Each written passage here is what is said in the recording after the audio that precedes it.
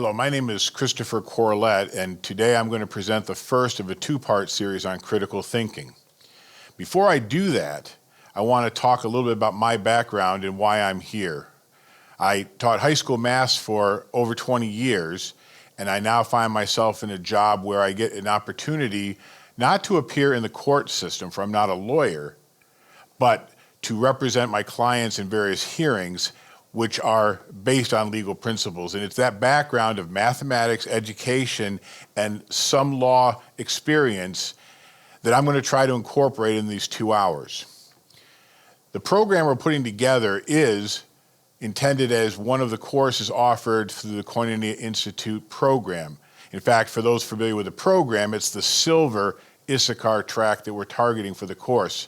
That said, it should be, whether you're involved with Koinonia Institute or not, something which can improve your skills and your understanding of critical thinking as you move forward. The first session deals with evidence, and that's where we begin our conversation. It was Mark Twain, an American author, who said, "It ain't what you don't know that gets you into trouble, it's what you know for sure that just ain't so." And with that typical Twain wit, he captures a very important issue. There's things we know are absolutely true, which may or may not be, and there's things that we don't know that we need to know in order to evaluate someone's position, someone's argument. When I find myself in a hearing before an administrative law judge or a hearing officer or whatever it might be, I recognize that there are two burdens that I have at all times. The first is an evidentiary burden. I need to be able to explain what are the facts. I need to enter into evidence things that are reliable evidence and relevant evidence. Once the evidence is entered, I then have a persuasive burden. What am I trying to claim? Does the evidence support that? In fact, it very often comes this way. There's a day where we have an evidentiary hearing, and after that, the advocates for either side write what's called a brief. And it's an ironic term because many briefs are not particularly brief. That said, it's to summarize the key points and the key arguments that, based upon the evidence, will sustain your cause. So that same burden appears for any critical thinker, any critical listener, and I would also add to that any critical reader. That is the evidence presented both reliable and relevant? And then are the arguments that use that evidence concise and compelling? I think perhaps C.S. Lewis had this in mind when he said, "I'm not asking anyone to accept Christianity if his best reasoning tells him that the weight of the evidence is against it." We see in this quote by C.S. Lewis this duality, this evidentiary burden, this persuasive or reasoning burden as we wrestle with the difficult topics that confront mankind today. And although this applies in a legal sense or in a conversational sense, we do have that great commission to go and share the gospel with all the world.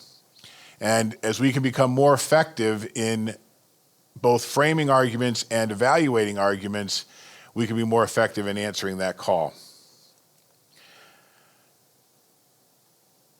One of the objectives, primary objective of Koinonia Institute is to equip the saints for the work of the ministry, and that's a phrase we find in Ephesians 4, verse 12. Later, in that same chapter, we read this: "That we henceforth be no more children tossed to and fro and carried about with every wind of doctrine by the sleight of men and cunning craftiness whereby they lie in wait to deceive, but speaking the truth in love may grow up with him in all things, which is the head, even Christ." We live in a time where deception is perhaps the norm rather than the exception, where the misinformation through media, the multiple sources that we can receive information from, both through television and online sources, knowledge doubles at a fantastic rate. It's very hard to keep up with all the information. Isaiah 5 predicted that there would be a time when bitter would be called sweet and sweet would be called bitter, where What traditionally had been seen as good would be seen as bad, and what traditionally had been seen as bad would be seen as good. We're in that time, and the Issachar tract compels us to stand up against such deceptions.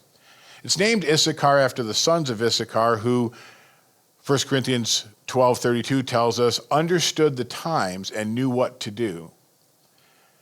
As believers effective in the culture, in the society, in the world we find ourselves to fulfill that Great Commission, we need to be like the sons of Issachar who understood the times and knew what to do. Satan is described in John chapter 8 as a liar and the father of lies. He is behind every lie. If we take that at face value, he's the father of lies. His offspring is lies and deception. If we move from Ephesians 4 to Colossians 4, we see another useful verse as we consider this challenge. Let your speech be always with grace, seasoned with salt, that you may know how you ought to answer every man. We also see in 1 Peter chapter 3 the same thought echoed. But sanctify the Lord God in your heart to be ready always to give an answer to every man that asketh for you a reason of the hope that is in you with meekness and fear. We are mandated, commanded, directed through God's holy word to give an answer to every man for the hope that lies within us. And I appreciate that seasoned with salt. The salt, if we want to continue with the analogy of this particular hour that we're in right now, is the evidence. And we need to pepper our conversation with evidence. And we'll talk more about that as the hour progresses. Ephesians 4 to Colossians 4 to 1 John 4. We are of God, and he that knows God hears us. He that is not of God hears not us. Hereby know we the spirit of truth and the spirit of error. And that word error in the Greek is the word deceit or delusion. And so we see here there are only two teams. There are those who know God, who hear us, and they know the spirit of truth. There are those who are not of God, who do not hear us, and they are of the spirit of error. As I ponder this, I was reminded of that old hymn, Onward Christian Soldiers, that we are in a battle. We're in a battle for truth. Jesus in Matthew 12, chapter 12, verse 30 said, if you are not for me, you are against me. There's no middle ground in this conversation. Jesus did not allow for that. There are two teams in view, and they have head coaches. I talk about the team of truth versus the team of deceit. And as I ponder this, I realize that there is a well-known forum, very simply put, one of the teams wants the enforcement of an error. They want the wrong position to win over the right position. And that is our judicial court system. There are two opposing views, absolutely opposing views. If they weren't opposing, the issue would settle. So we're at court, guilty, not guilty, right or wrong, constitutional, unconstitutional. There's no middle ground on these issues. And so one of the teams is there trying to promote, trying to defend, trying to enter evidence and create persuasive arguments to convince, to win the wrong position. And I don't think that's an inaccurate description of what's happening today. But I do want to make a point that we have a two-court system. We have the court of public opinion, as well as what in legal circles is referred to as the court of competent jurisdiction. Most of our opportunity to fulfill that Great Commission is in the court of public opinion, of course. But in the court of public opinion, the advocate acts as the jury. Your opponent, taking the contrarian side, they decide whether you're right or wrong. They make their case and they judge your case. They decide what evidence is acceptable and what evidence isn't. Quite frankly, there are very few rules for evidence or standards of proof. And we've all been a part of these conversations that tend to get very emotional. They may rely on ad hominem attacks, and sometimes they're really quite irrational. In the court of competent jurisdiction, there's an authority which hears and rules on the case. There's an authority, the judge, the administrative law judge, the trier of fact, the hearing officer. They decide what evidence is admitted and what's not admitted, and they decide who wins the case. They're the umpire, if you want. And clearly in these jurisdictions, there are rules of evidence that have to be followed, and there are burdens of proof which have to be reached in order to prevail in your argument. But perhaps the most important distinction between these two courts is described by a phrase, confirmation bias. Confirmation bias is that tendency that we all have, everybody say we all have, that tendency to embrace the evidence which supports our position and ignore, mitigate, demean, diminish the evidence which is not in line with our position, with our claim. In the court of public opinion, it's very susceptible to confirmation bias, though everybody denies it. But in a court, we'll fully understand that the two sides are going to focus on the evidence that supports their position.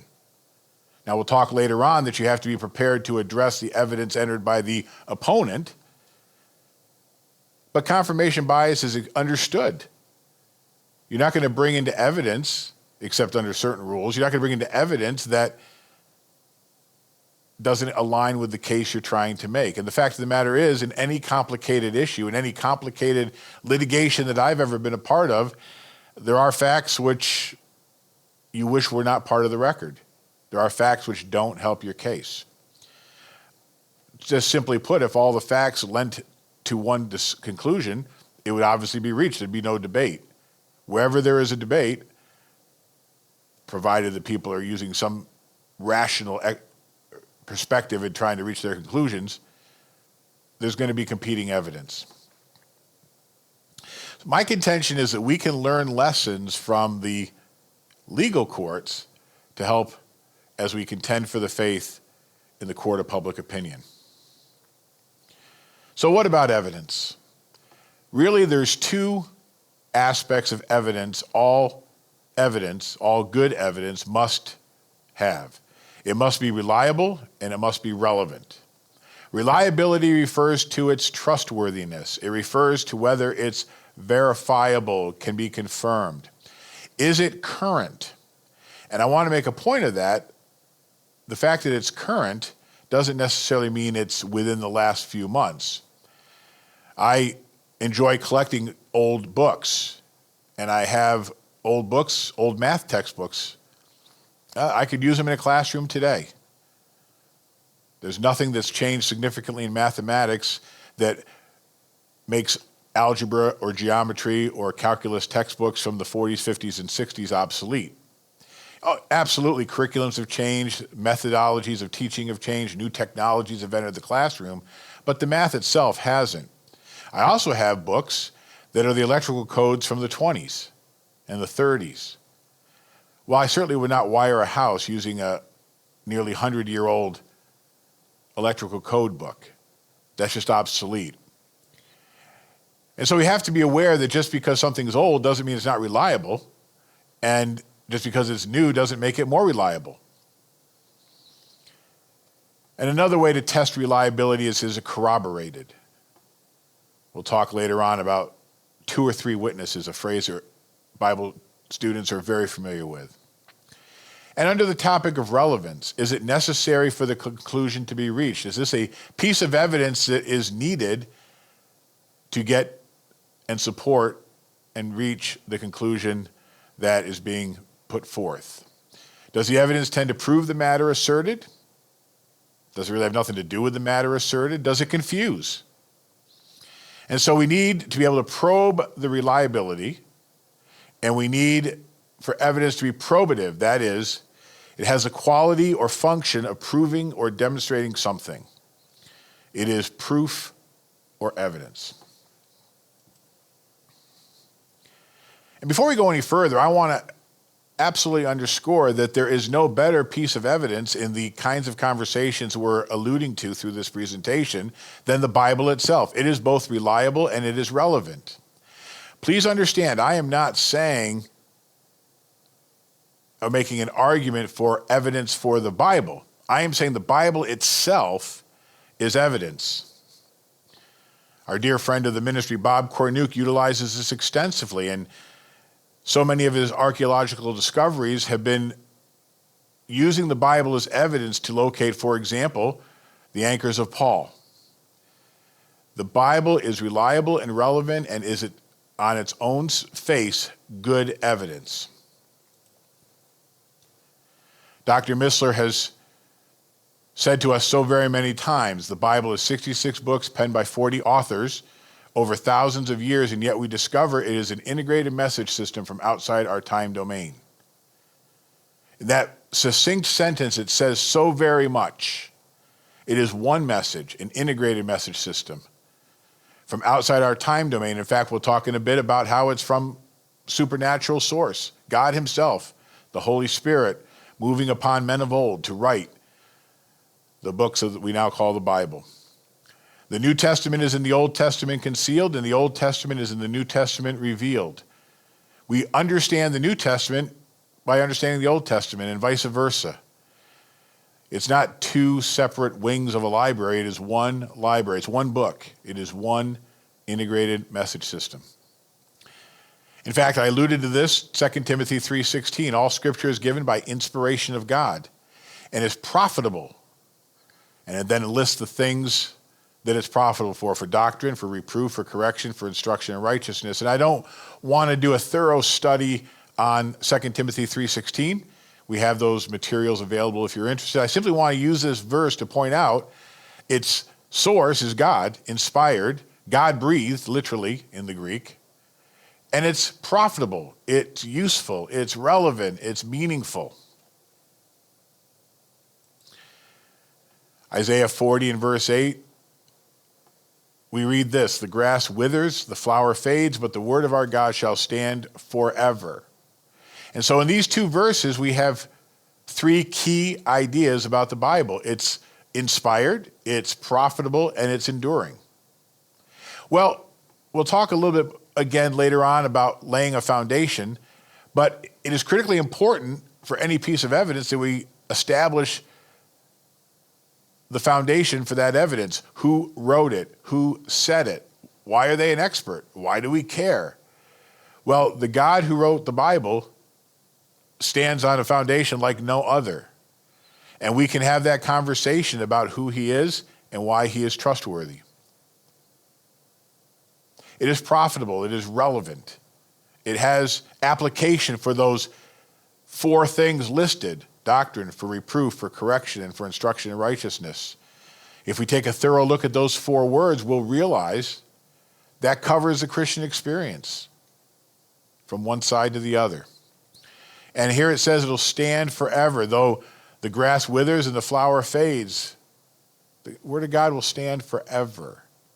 It will never become out of date. It will never become an ancient manuscript that has no relevance and no dependability.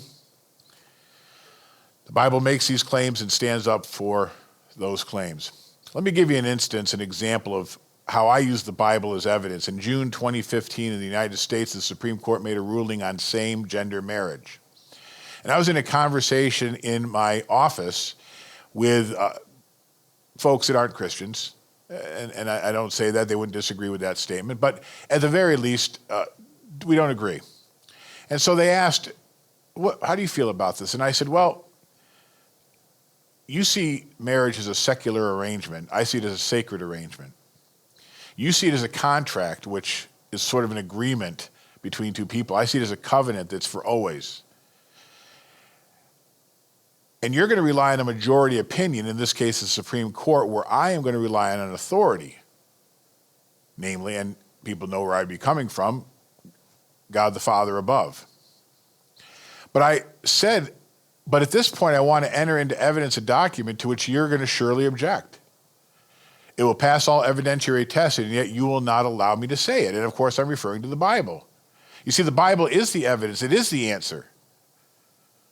Sometimes we come up with these clever arguments which leave the Bible out of our argument. It is the most important piece of evidence we have in contending for the faith and in fulfilling the Great Commission that we talked about before.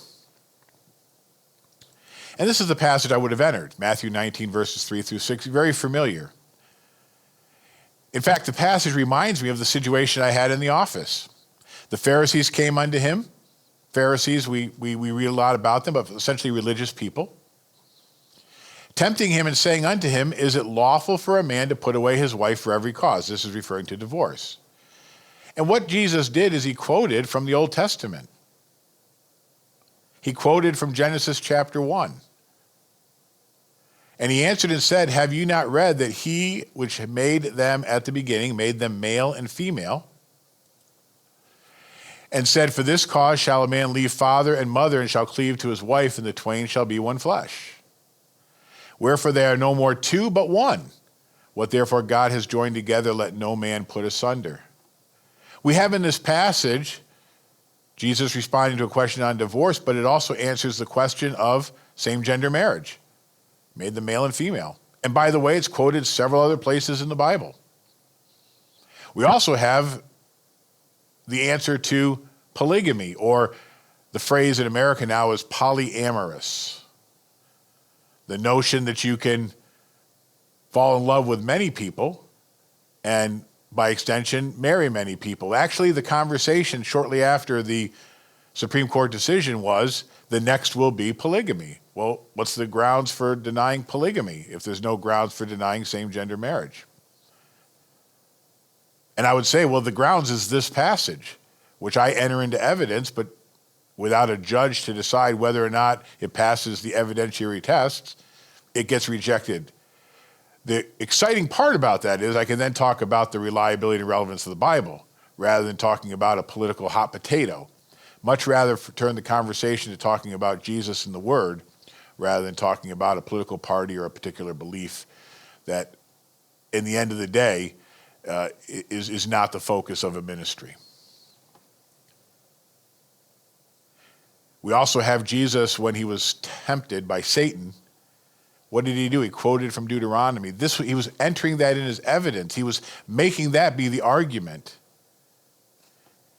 And we want to learn from these models in the Bible to be that same sort of person that engages from the Bible using biblical passages as evidence that support our conclusions.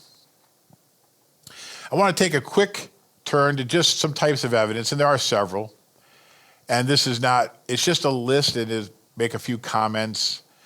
You would have heard a lot of this and seen a lot of this if you watch a TV crime show or a movie, 12 Angry Men or The Verdict or whatever, the different movies out there that are featured around the court of law. There's 5 types that I just want to make passing comments on. Hearsay, very familiar to us. Testimonial, is what we say. Documentary, it's what's written. Circumstantial, we've all heard of circumstantial evidence. And finally, what I just refer to as real evidence or tangible evidence. Hearsay evidence is defined as an out-of-court statement introduced to prove the truth of the matter asserted therein. Nice, cumbersome legal definition. It's important to point out there are several exceptions to this rule. It's also important to point out that not all countries, jurisdictions, courts treat the rules of evidence, and particularly the rules about hearsay, in the same way.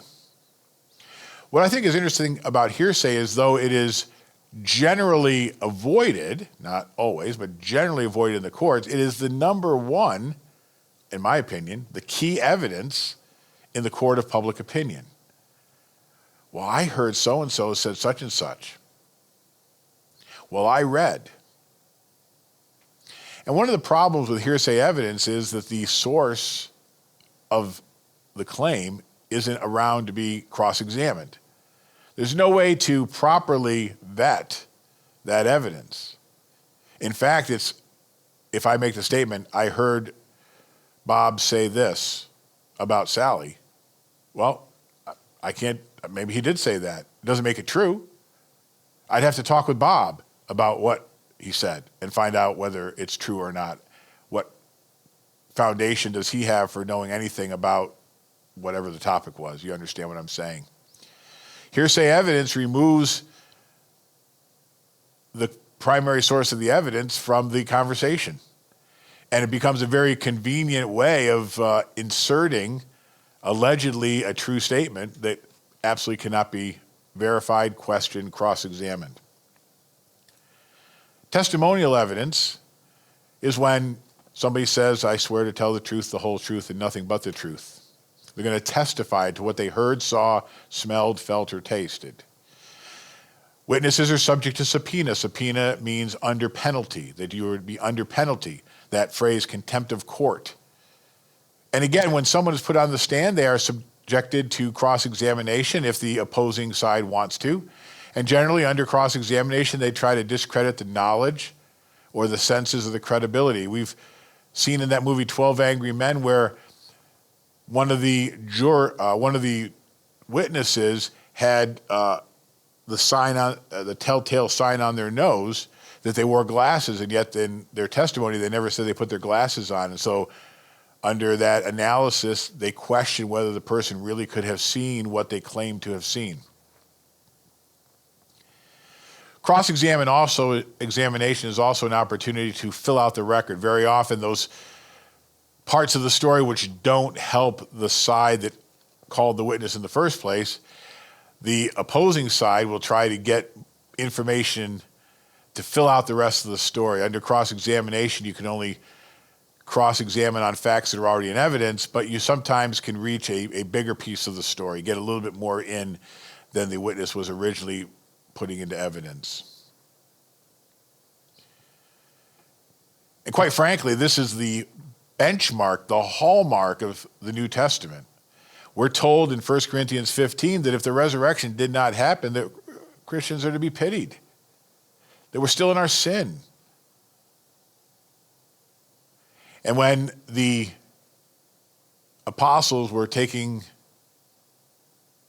the time to replace Judas, in Acts 1:22, we're told that they had to find someone who was an eyewitness to what had happened, someone who could testify firsthand, this is what I saw. And so this becomes a very important piece of testimony. Of course, we do have a challenge because so many of the things we want to talk about, we were not eyewitnesses to, but do we have credible eyewitness testimony? We'll talk more about this in the second session, but Gary Habermas talks extensively about Paul being a witness to the resurrection.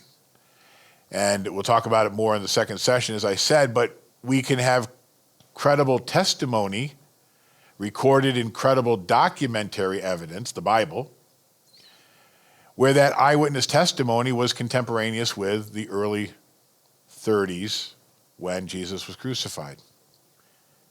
Documentary evidence, I think I just mentioned it. This is a document put into evidence, whatever it might be, a contract, driver's license, it could be anything, just a document. Whereas witnesses are subjected to subpoena, the documentary evidence is subjected to subpoena ducis tecum. You can subpoena the document, and a failure to provide it, again, would perhaps carry a penalty. Voir dire is often used under documentary evidence. If a document is coming in and the document was written by a particular individual, they will call upon that individual to question them about the value and legitimacy of the document being entered. Is it a typical business record? Why did you create it? Do you have the authority to create it? Are you a sufficient standing within the organization or within your profession to be able to speak credibly to what this document says? The document doesn't simply get put in. We have to put it in through somebody who can lay the foundation for why that document is reliable and why it is relevant. Once the document is in evidence, we often say the document speaks for itself, and we won't get into that, but the point is every document doesn't just come into evidence There's a process for bringing it in which makes sure that that document is as reasonable, reliable, and relevant as it can be. Circumstantial evidence is interesting. It's circumstances. It's not evidence. Nobody saw it. This isn't about what people saw. This isn't about what a document. But if your fingerprint was found at the scene of the crime, that could very well be relevant. It's a circumstance. And in many regards, circumstantial evidence is deemed the most reliable. Expert witness testimony is a great example. The expert witness that's called to testify, they didn't witness anything. And they may have written a book, but they're not going to enter their book into evidence. But they're coming to explain how blood is spattered at a murder scene, or how crashes happen, or who knows, whatever the topic is. And that expert witness testimony is often irrefutable, and it's applicable, it's reliable, and it's relevant. Real evidence comes down to those tangible pieces. The murder weapon was found, the archaeological find, which substantiates the claims, a stolen item with a fingerprint on it, somebody's journal, just specific, real, tangible pieces of evidence. So with that background, I want to move to the 6 tests for evidence, which I generally take all of my case preparation through, which I think is a useful set of tests for processing various claims, theological claims, philosophical claims, political claims, and which is going to become the foundation, as I mentioned before, for the KI Silvertrack Issachar processing and subsequent courses. These 6 tests for evidence are as follows in no particular order: from the Bible, most reliable and relevant document we'll ever have, documentary evidence that's reliable and relevant; laying the foundation, we've talked about that a bit; primary source, primary authority; and 2 phrases, 2 or 3 witnesses, and evidence against interest. So we'll take these one at a time. The first test is evidence from the Bible. It is crucially important that if we're going to engage, if we're going to contend earnestly for the faith, if we're going to give a reason to every man for the hope that lies within us, if we're to fulfill the Great Commission, that we learn our Bible, and that's our Berean track courseware. We need to invoke our Bible, as Jesus did in Matthew 19, quoting from Genesis when asked about marriage. And we need to depend on our Bible. And I say depend on our Bible because in countless conversations, people depend upon the writings of a 3rd century author, or what my Bible teacher told me 10 years ago. That cannot replace the Bible, which is why we put such an emphasis here at Koinonia House and Koinonia Institute on the study of the Bible, that integrated message system from outside our time domain that we talked about. You notice that those 3 words, those 3 phrases begin with letters LID, so I call it the lid test. We need to put the lid on this. The Bible is our best evidence. In fact, many years ago, we would challenge the one who would make a claim by simply saying the word chapter and verse. So we make a claim, and what's the chapter and verse? Do you have any in this wonderful book, 66 books? Do you have anything in the Bible that you can point to substantiate, to support, to validate your claim? It's a good habit to get into. Try it, not offensively, that's not the point, but just try it. When somebody says a claim, what's your chapter and verse? I'm really curious. It's a good habit, a good discipline to get into, but it underscores the fact that our primary evidence should be from the Bible. If we can't find it in the Bible, let's just say we're on dubious ground. Next, we're going to talk about laying the foundation. We've talked about this a bit. We talked about this with the voir dire. You lay a foundation, you establish why this witness has anything to say that we would care about, why this document has anything to do with the issue at hand. When I think about laying the foundation, I'm always reminded of Dr. Missler. In so many of his teachings, he's talked about when he first hearing about the astonishing precision of the atomic clocks, he simply asked two questions. How do we know that they're that accurate? And why do we care? He tested the foundation. He didn't deny the claim necessarily, but why do we even care about this? In fact, I find those two words and two questions quite interesting. How do we know? That's probing the reliability of the evidence. And why do we care? That speaks to the relevance. What does it mean for us? What does it do for us? So I don't remember the precise tolerance of the accuracy of but within, microseconds, milliseconds of accuracy over thousands of years. How do we know and why do we care? Is that a reliable claim? And what's it relevant to? So key to anything is laying the foundation to whatever piece of evidence. Very often evidence comes off the internet or from the preferred news media source. Well, how do we know that's reliable? We'll talk more about that later on. How do we know that has any standing, any foundation, any genuine validity in the conversation? We've already laid the foundation for the Bible, and that's a great place to start. A great place to hone your skills is, can you lay the foundation for the reliability and relevance of the Bible? Primary source, as opposed to secondary source. The primary source is an original document or object.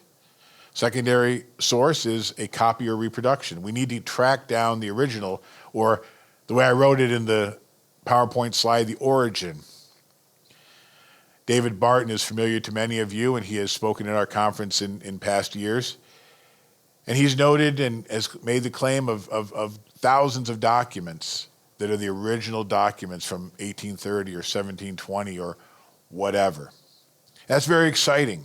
It's very exciting to come across an original. How many of us would prefer to have our original birth certificate than a copy of our birth certificate? And so forth and so on.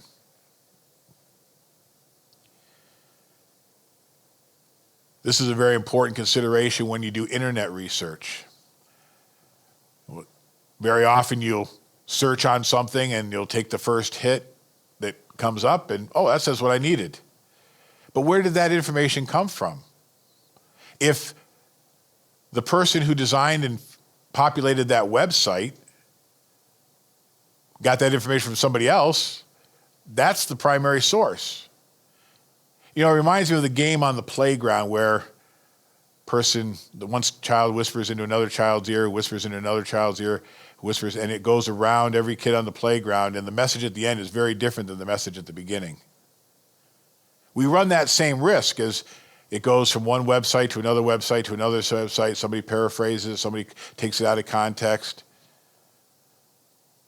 So as a matter of practice, very often when I see something on the internet, I will copy a sentence that sort of captures the main idea. And I'll Google that and see if that sentence, in quotes, gives me other hits on other websites. Now, websites are poorly documented. We don't know when they were posted. And we need to begin to become sophisticated to realize that the internet is not the be-all, end-all of research. That said, there's a lot of good information on there. And that is one of the challenges of the 21st century Christian, what's accurate and what's not. Incidentally, if we lay the foundation for the websites and we understand the background of the web designer, the organization of the company that puts it up, we begin perhaps getting yellow and red flags. There's certain organizations that if they made a website and made a claim, I would immediately have a yellow or red flag about the validity of that claim. And I'll let you figure out the kinds of things I'm referring to. There's just, I wouldn't trust them. So we always want to try to work our way back to the original source. Oh, by the way, the Bible is pretty original. As I said before, it doesn't matter the age of something. Sometimes that's good. Sometimes it's not helpful. If you have an original primary source, it's almost always reliable. If you can actually, it's reliable. It's the most reliable version. May not be relevant anymore. That's the electrical code I talked about earlier. It's not really relevant to trying to wire my house. Rules have changed. The products are different. But frankly, no good scholarship, no compelling argument comes from being sloppy about our source of our information. We need to track down the origin. Much easier to do with bound books in a library, much more difficult on the internet. We need to recognize that. We need to embrace that. In my office, we have a law library with books, and very often my research takes me there. We also have subscriptions to online services, and those are most valuable to me when I can find the original case just scanned in. But within that online and, frankly, print legal research, we do something called key citing or shepherding. Those are copyrighted words. I want to point that out. But they simply say that you have to continue your path. You can't just find a case which supports the case that you're involved in at the moment. You have to go find out, was that overturned? Were parts of it overturned? Has the law upon which it's based been amended or found to be illegal, unconstitutional? It is crucially important that we get to the source, the original document, as much as we can, and we insist upon that.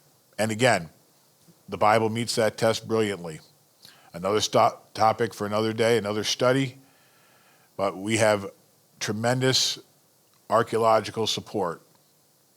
The Dead Sea Scrolls are a phenomenal resource.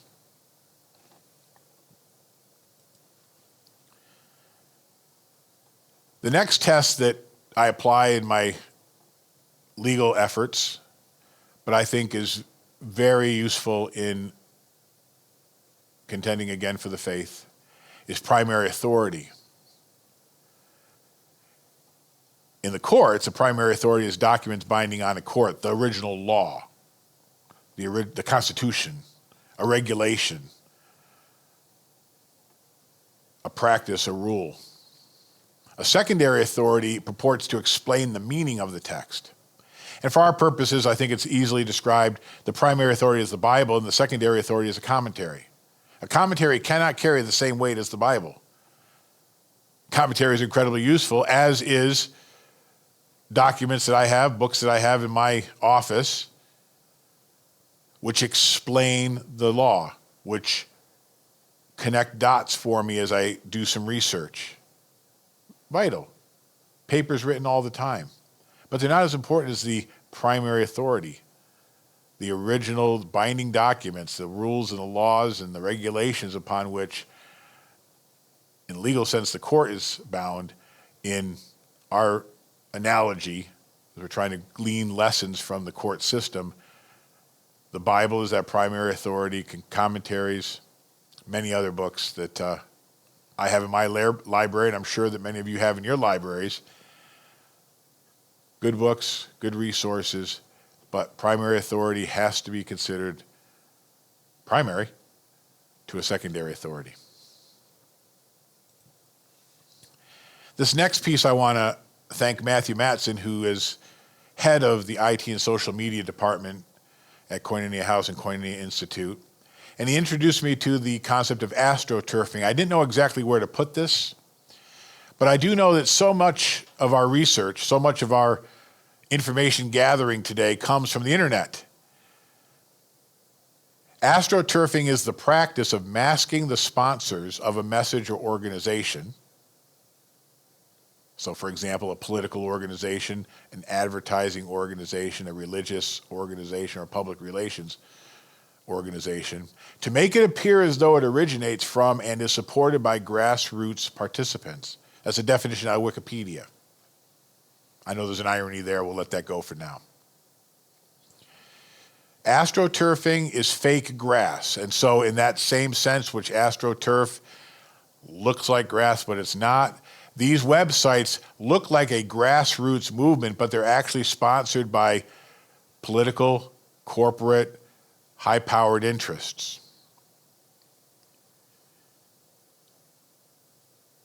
We need to be alert to that.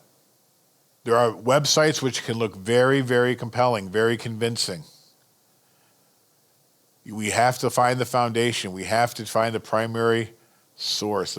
We cannot allow ourselves, as those who want to engage for truth, as we have been called to do in the Bible, to engage in sloppy research and find a website that looks pretty appropriate, pretty compelling, but which is very misleading and very damaging to our argument, particularly once we are found out. Also on web research, I found this.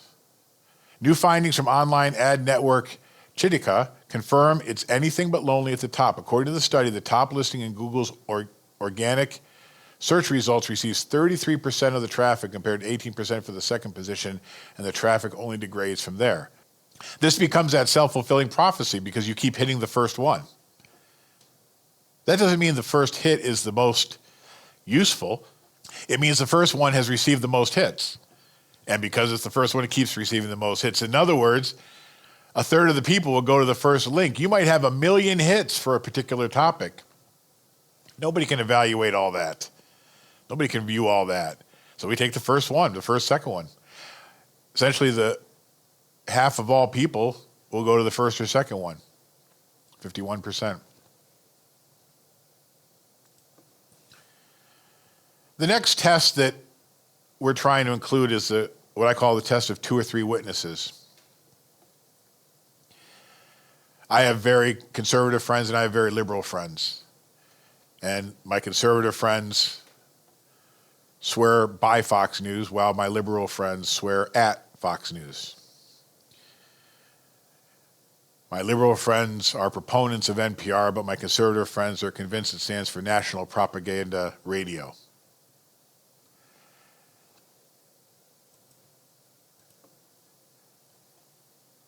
I don't think we have to be in a bitter battle between these two news feeds. The Bible itself makes strong the argument we should have 2 or 3 witnesses. And so what I prefer to do is listen to both sides. And if we can find information which both Fox News and NPR are reporting, 2 news agencies with clearly different biases, clearly different focuses, if we want to use that phrase, confirmation bias, if we can find agreement between the two, that's pretty reliable information. That's pretty reliable data. That's evidence that we can count on.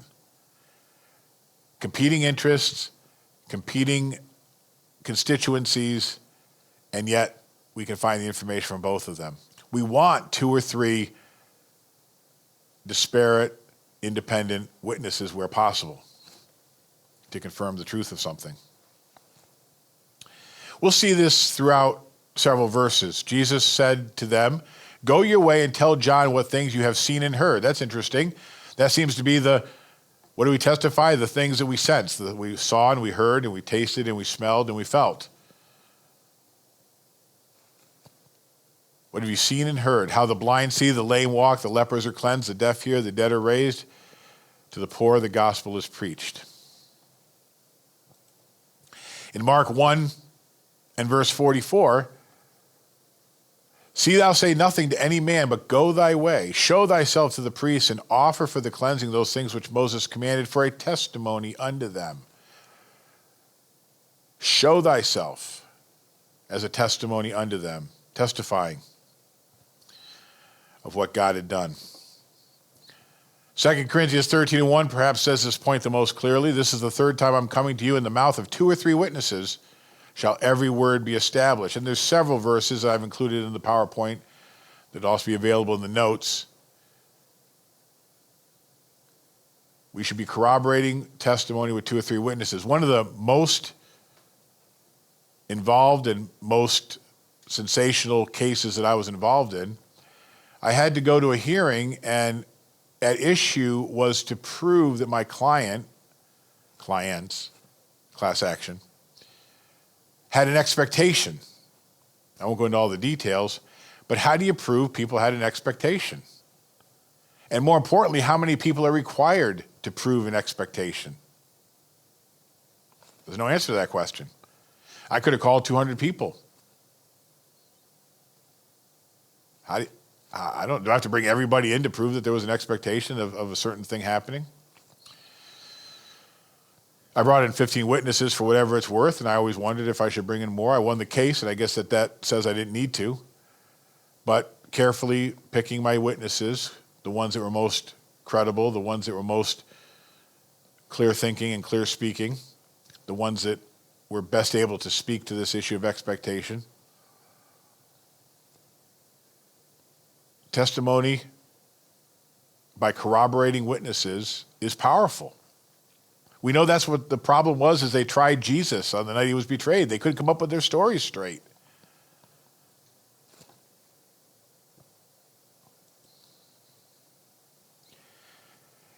And I can't really underscore this eyewitness piece too much. Luke chapter 1, verse 2, even as they delivered them unto us, which from the beginning were eyewitnesses and ministers of the word. For we have not followed cunningly devised fables, which we made known unto you, the power and coming of our Lord Jesus Christ, but were eyewitnesses of his majesty, 2 Peter 1:16. And I've already alluded to Acts 1:22, beginning from the baptism of John unto the same day that he was taken up from us, must one be ordained to be a witness with us of his resurrection. That obligation, that requirement that an apostle be a witness of the resurrection as they sought to fulfill the place vacated by Judas.